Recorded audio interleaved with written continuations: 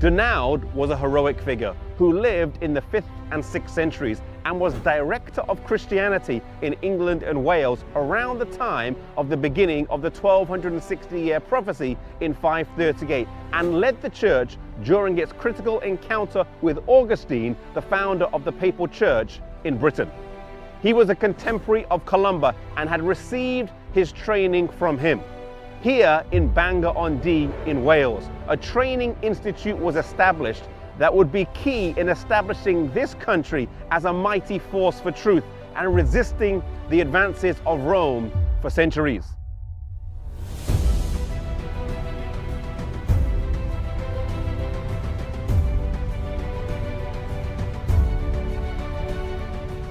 The school here in Bangor was not a small one with just 20 or 30 students, but it would have had hundreds and at times thousands of students. There was one particular story. Soon after, the leaders of the Celtic Church had met with Augustine and rejected his teachings and authority, when 1,200 ministerial students from this school were slaughtered.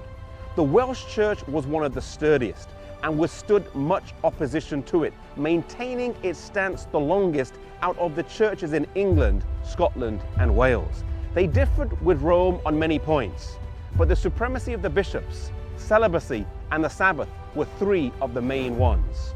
There is much evidence that the Sabbath prevailed in Wales universally until AD 115, when the first Roman bishop was seated at St. David's.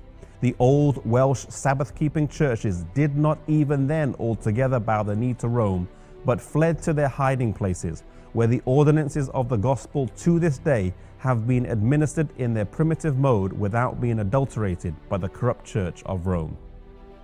So in the 6th and 7th centuries, we see a strong Celtic church.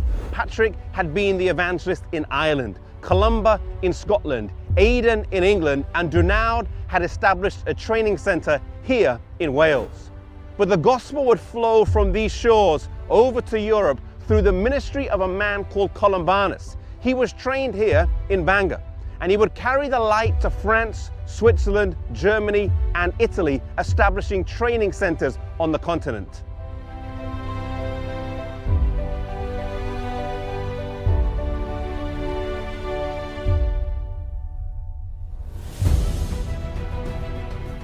The first place he established a school was in France.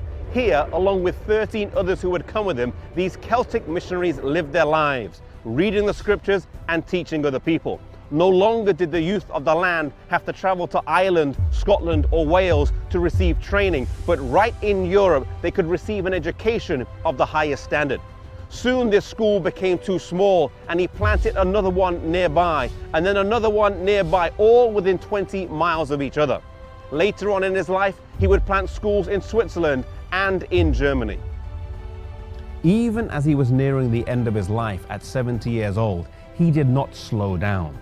Now settling in Italy, he was joyfully received, and the commonality between the faith of the Celtic Church and that of the Waldensians was seen as he found a strong bond with the believers there.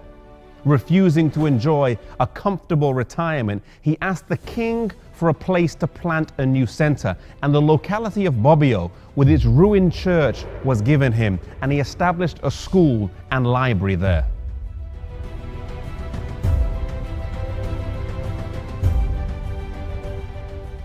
He died 1 year after founding the school in Bobbio, Italy, in the year 615 at the age of 72.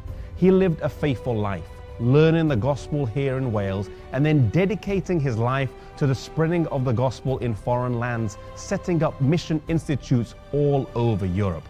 One thing that stands out to us from the life of Wokولombanus is that he worked for God all the way until the end.